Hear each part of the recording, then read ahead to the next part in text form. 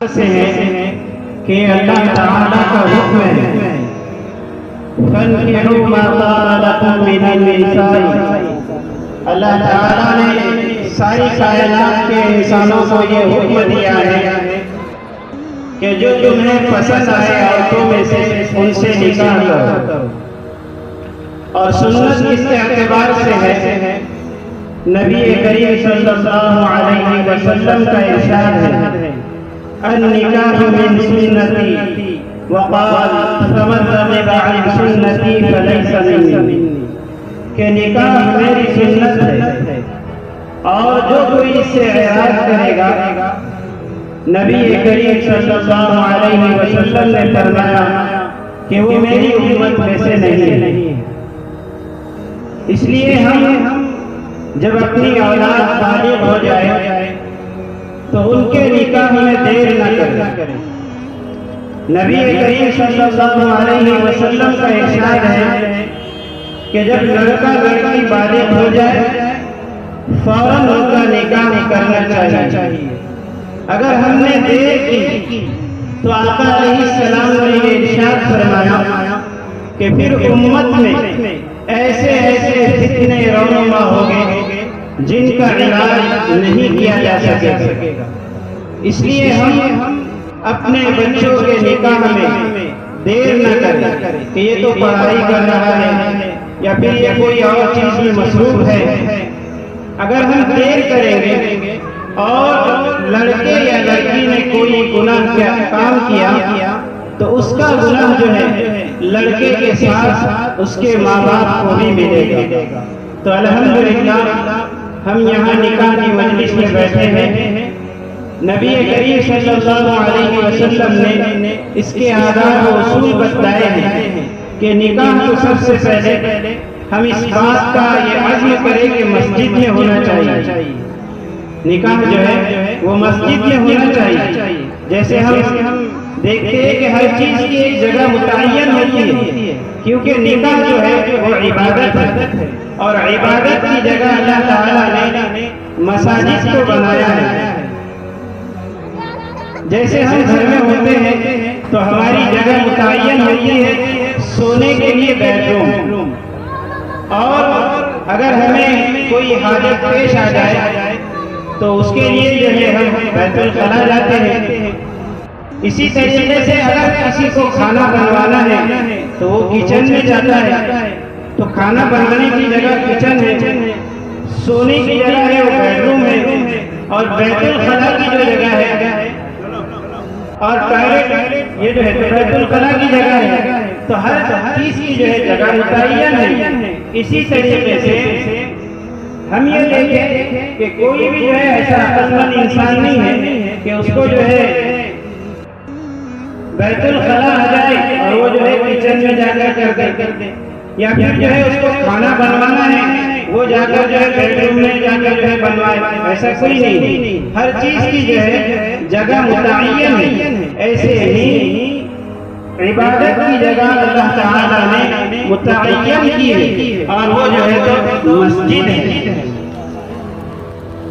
اس لیے ہم اس بات کی فکر کریں کہ ہمارے نکاح جو ہے وہ کم خرچ والے ہوں اور مساجد میں ہوں۔ نبی کریم صلی اللہ علیہ وسلم کا ارشاد ہے ان اعظم النکاح برکۃ، کہ برکت والا نکاح وہ ہے جس میں جو ہے کم خرچ ہو، جتنا کم خرچ ہوگا اللہ تعالیٰ کی جانب سے جو ہے اس میں برکتیں آئیں۔ آج ہمارے نکاح میں جو ہے فضولیات آ گئی ہیں، اور لوگ جو ہے اپنے نام کی واہ کے لیے نکاح کے نام پر جو ہے لاکھوں روپے اڑا رہے ہیں، اتنے روپے اڑا رہے ہیں کہ جس کا ہم اندازہ نہیں کر سکتے۔ جتنے پیسوں میں جو ہے ہم کسی غریب بچی کی جو ہے شادی کر سکتے ہیں، اتنا پیسہ جو ہے فضولیات میں آج امت اڑا رہی ہے۔ اس لیے ہم اس بات کی فکر کریں کہ ہمارے نکاح کم خرچ ہو اور آسانی کے ساتھ۔ نبی کریم صلی اللہ علیہ وسلم نے ارشاد فرمایا کہ نکاح کو آسان کرو اور زنا کو مشکل کرو۔ نکاح آسان ہوگا، زنا مشکل ہو جائے گا۔ لیکن آج ہم نے نکاح میں اتنی فضولیات اور رسومات بنا لی ہے کہ نکاح جو ہے مشکل ہو گیا ہے، اور نوجوان بچیاں گھروں میں بیٹھی ہیں۔ اس لیے ہم اپنے نکاح میں سنتوں کو زندہ کریں اور اپنے نکاح میں احکام شریعت کو زندہ کریں اور اللہ اور اس کے رسول کو خوش کرنے کی فکر کریں۔ آج نکاح میں ہوتا یہ ہے کہ سب کو راضی کیا جاتا ہے، ماموں کو جو ہے دعوت دی جاتی ہے کہ وہ ناراض نہ ہو، اور پھوپھا کو جو ہے دعوت دی جاتی ہے، اور رشتہ داروں کو دعوت دی جاتی ہے کہیں وہ چھوٹ نہ جائے اور ناراض نہ ہو جائے، ان کی جو ہے بڑی فکر کی جاتی ہے۔ لیکن جس بات کی فکر نہیں کی جاتی وہ اللہ اور اس کے رسول کی ہے کہ یہ کوئی نہیں سوچتا کہ میں نکاح کر رہا ہوں اور میرے نکاح میں اللہ اور اس کا رسول راضی ہو۔ اس بات کی ہم فکر کریں کہ ہم نکاح میں سب کو خوش کرتے ہیں، سارے رشتے داروں کو خوش کرتے ہیں، لیکن ناراض جو کرتے ہیں وہ اللہ اور اس کے رسول کو ہم ناراض کرتے ہیں۔ نبی کریم صلی اللہ علیہ وسلم کا ارشاد ہے کہ نکاح جو ہے وہ 4 بنیاد پر کیا جاتا ہے۔ تنکح المرأة لأربع لمالها، سب سے پہلی جو چیز نبی کریم صلی اللہ علیہ وسلم نے بتلائی وہ مال ہے۔ آج جو ہے رشتہ طے ہوتا ہے تو لڑکی والے یہ نہیں دیکھتے کہ لڑکا دیندار ہے یا جو ہے اس کے اندر کیا خوبیاں ہیں، اس کے کیا اخلاق ہے، یہ نہیں دیکھتے، بلکہ یہ دیکھتے ہیں کچھ لوگ کہ کتنے مال والا ہے، اس کے پاس مال ہے یا نہیں ہے۔ جو نکاح مال کی بنیاد پہ ہوگا اس نکاح میں کبھی بھی محبت باقی نہیں رہے گی۔ جب تک مال ہے محبت قائم ہوگی، جب مال ختم ہو جائے گا پھر آپس میں دراڑیں دشمنیاں آ جائے گی، نہ اتفاقیاں آئے گی۔ مال جو ہے وہ باقی رہنے والی چیز نہیں ہے، مال جو ہے تو دھوپ چھاوے، آج ہمارے پاس ہے کل کسی اور کے پاس ہے، آج ہمارے پاس ہے کل کسی اور کے پاس ہے۔ چنگیز خان جو ہے ایک بادشاہ گزرے ہیں، ان کی مجلس میں جو ہے لوگ کچھ عطیہ مانگنے کے لیے آیا کرتے تھے کہ بادشاہ سلامت ہمیں اس چیز کی ضرورت ہے، دے دیا کریں۔ ایک مرتبہ جو ہے چنگیز خان جو ہے وہ ایک پیر سے جو ہے معذور تھا، اس کی مجلس میں جو ہے ایک حاضر دماغ آدمی آیا اور اس نے آ کر جو ہے بادشاہ سلامت سے جو ہے مال مانگا، تو بادشاہ سلامت کے دل میں یہ بات آئی کہ جو آدمی آیا ہے اس سے کچھ مذاق کرے، اس لیے کہ جو آدمی مانگنے کے لیے آیا تھا وہ اندھا تھا، نابینا تھا، اندھا ہونے کی وجہ سے بادشاہ کے دل میں یہ بات آئی کہ ذرا اس سے جو ہے مذاق کرے۔ لیکن کبھی کبھی ایسا ہو جاتا ہے کہ سیر کو جو ہے سوا سے مل جاتا ہے، اینٹ کا جواب جو ہے پتھر سے مل جاتا ہے۔ اس نے جو ہے بادشاہ سلامت سے کچھ مدد مانگی، مال مانگا۔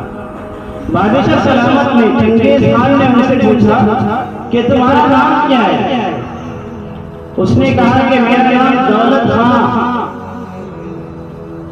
تو بادشاہ کو جو ہے مذاق سوچی تھی، اس نے کہا کہ دولت اور وہ بھی اندھی، اس لیے کہ مانگنے والا جو ہے اندھا تھا، دولت اور وہ بھی اندھی، تو یہ بھی جو ہے شہر کو سوا سے تھا۔ اس نے کہا کہ دولت اندھی ہے اس لیے تو تیرے لنگڑے کے دروازے پر آئی ہے، کیونکہ بادشاہ وہ لنگڑا تھا، دولت اندھی ہے اس لیے تو تیرے لنگڑے کے دروازے پر آئی ہے، ورنہ کہیں اور سے جو ہے اپنا کام چلا لے۔ تو مال کی بنیاد پر نکاح نہ ہو، مال کی بنیاد پر صرف نکاح ہوگا تو آپس میں محبت اس وقت تک باقی رہے گی جب تک مال رہے گا۔ تو پہلی چیز ارشاد فرمائی تنکح المرأة لأربع لمالها ولجمالها۔ دوسری چیز بتلائی کہ خوبصورتی کی بنیاد پر نکاح ہوگا تو پھر خوبصورتی جو ہے وہ ہمیشہ کے لیے باقی نہیں رہے گی، ایک وقت آئے گا کہ چہرے پر جو ہے داغ آئے گا، ایک وقت آئے گا کہ چہرے کی خوبصورتی جو ہے وہ ختم ہو جائے. اور ایک مرتبہ تو نبی کریم صلی اللہ علیہ وسلم نے صحابہ کی جماعت کو یہ ارشاد فرمایا کہ اتقوا الدمن الخزرا، کہ الدمن الخزرا سے بچو. صحابہ نے عرض کیا یا رسول اللہ صلی اللہ علیہ وسلم یہ الدمن الخزرا کیا ہے؟ کہا المرأة الحسنة فی منبت السوء، کہا کہ بد اخلاق خوبصورت عورت اس سے بچو. خوبصورت ہے لیکن اگر اس کے اندر اخلاق نہیں ہے، بولنے کی تمیز نہیں ہے تو پھر کیا کام کی. اسی لیے ایک بزرگ ہے پڑوس ملک کے حضرت پیر فقیر ذوالفقار نقشبندی، وہ کہتے ہیں کہ انسان خوبصورت کو دیکھ کر نکاح کرتا ہے، ظاہر کو دیکھ کر نکاح کرتا ہے، اور پھر جب اس کو گھر لے کر آتا ہے چند دن گزرتے ہیں تو اس کی خوبصورت کو دیکھتا ہے، اس کے اندر کے اخلاق کو، اس کے بول چلن کو، تو پھر پچھتاتا ہے کہ میں نے صورت کو دیکھا سیرت کو کیوں نہیں دیکھا. تو صرف خوبصورتی کی بنیاد پر بھی نکاح نہ ہو، مال کی بنیاد پر بھی نکاح نہ ہو. پھر فرمایا آگے لحسبها، حسب نسب کی بنیاد پر بھی نکاح نہ ہو. حسب نسب خاندان اس کی بنیاد پر بھی نکاح نہ ہو. جیسے ہمارے معاشرے میں یہ حال ہے کہ قریشی کے یہاں دیتا ہے، باغبان کے یہاں دیتا ہے، منیار کے یہاں دیتا ہے، تمولی اپنی بچی تمولی کے یہاں دیتا ہے. حالانکہ یہ تو قبیلے اللہ تعالیٰ نے تعارف کے لیے بنائے ہیں. اللہ تعالیٰ کہتے ہیں کہ ہم نے جو قبیلے بنائے ہیں یہ تو تعارف کے لیے بنائے ہیں. ایسا نہیں ہے کہ باغبان قریشی کے یہاں لڑکی نہیں دے سکتا، قریشی جو ہے باغبان کے یہاں لڑکی نہیں دے سکتا، ایسا نہیں ہے. قبیلے کے جو ہے تعارف کے لیے ہیں. اگر آپ نے جو ہے مثال کے طور پر کسی انسان کی بچی ہے، اب اس کو جو ہے نکاح کے لیے اپنے بچے کے لیے جو ہے رشتہ دیکھنا ہے، اب وہ رشتہ تلاش کر رہا ہے تو اسے جو ہے اپنے بچی کے جوڑ کا توڑ نظر ہی نہیں آ رہا. بچی تو دینا ہے، نکاح تو کرنا ہے، لیکن جس طرح کی بچی ہے اس طرح کا لڑکا نہیں مل رہا. جہاں جاتا ہے کسی کو جو ہے جوے کی عادت ہے، کسی کو جو ہے شراب کی عادت ہے، کوئی جو ہے موقع پھرنے والا ہے، کوئی جو ہے کام دھندا کرنے والا نہیں ہے، اس کو ایسے رشتے مل رہے ہیں. اب وہ کیا کرے؟ اگر برادری میں یہ رواج رہے گا کہ بھائی مجھے حسب نسب کو ہی دیکھنا ہے تو پھر اسے اپنی بچی مجبوراً ایسے لڑکے کو دینا پڑے گی جو اس کے لائق نہیں ہے.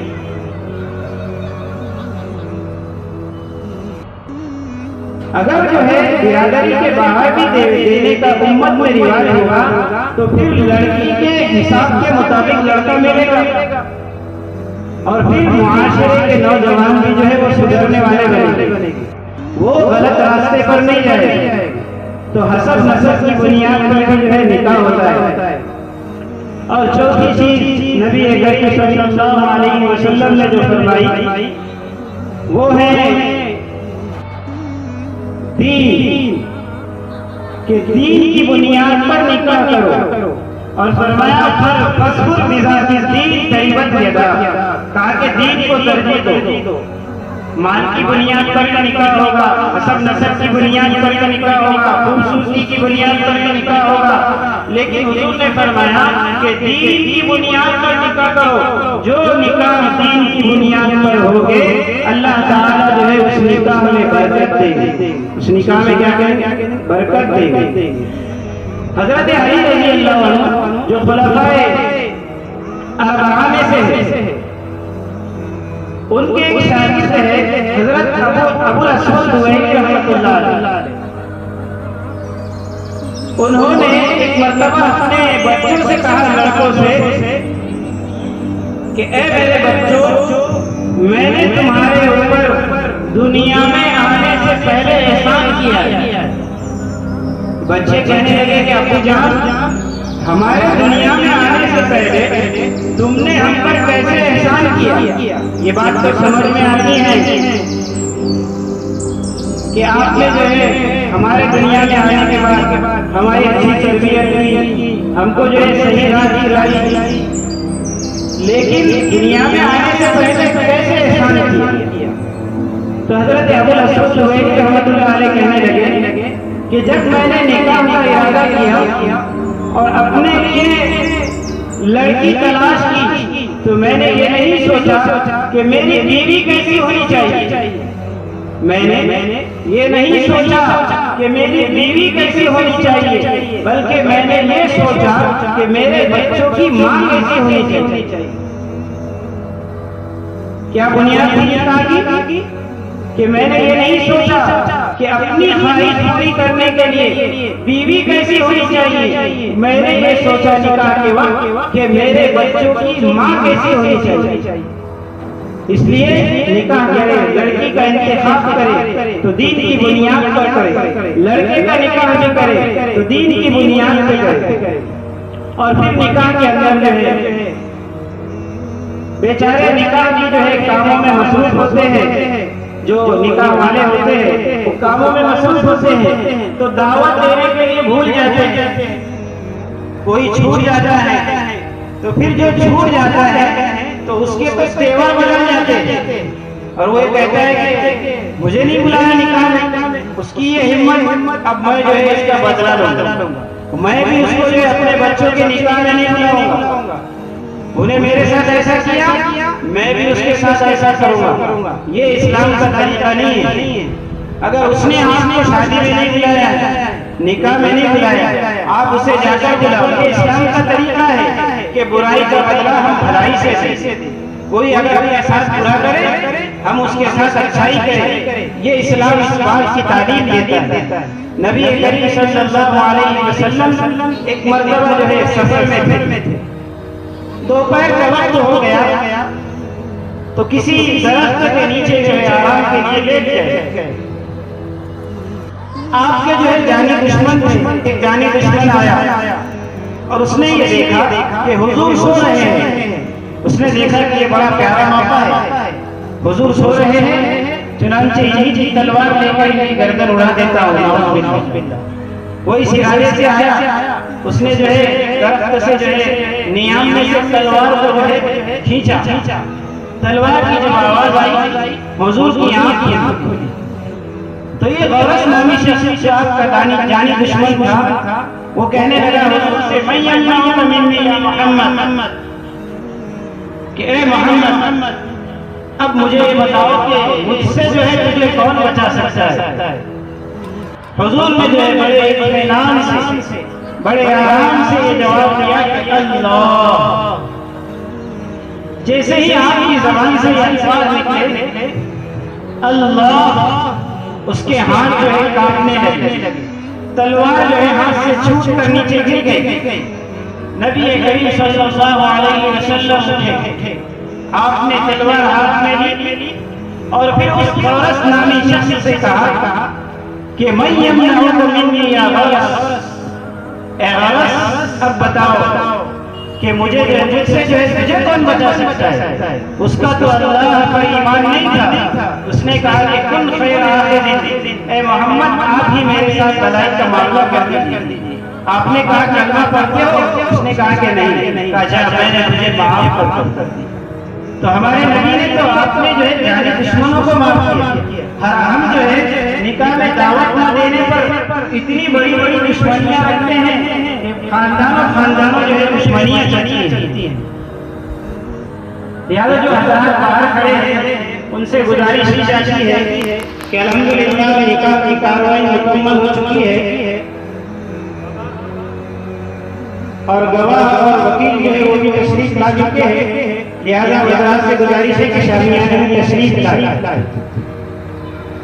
تو ہم جو ہے آپس میں کسی ایک دوسرے سے جو ہے دشمنی نہ رکھیں اور ایک دوسرے کو جو ہے پیار محبت سے جو ہے اس کے ساتھ پیش آئے اور اتحاد اتفاق سے رہے اور نکاح کے اندر اس بات کی فکر کرے کہ مہر جو ہے وہ نقدی دے۔ ہمارے نکاح میں ہمارے معاشرے میں یہ حال ہے نکاح کا کہ ساری چیزیں جو ہے نقدی میں چلتی ہے، ساری چیزیں نقدی میں، اور جب مہر کی بات آتی ہے تو لکھو نا ادھار، نقدی نہیں بلکہ ادھار۔ امام غزالی علیہ الرحمہ نے جو ہے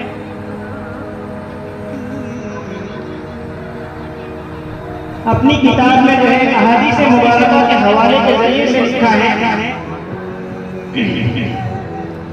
کہ کسی مرد نے جو ہے نکاح کے وقت مہر جو ہے نقدی ادا نہیں کیا اور پھر بعد میں جو ہے اس نے دینے کی نیت بھی نہ کی، تو کہتے ہیں لکھتے ہیں کہ ساری عمر جو ہے اس کا اور میاں بیوی کا جو ہے تعلق، یعنی میاں بیوی کا تعلق جو ہے وہ زنا میں لکھا جائے۔ اس لیے مہر جو ہے ہم نقدی ادا کرنے کی کیا کریں، فکر کیا کریں۔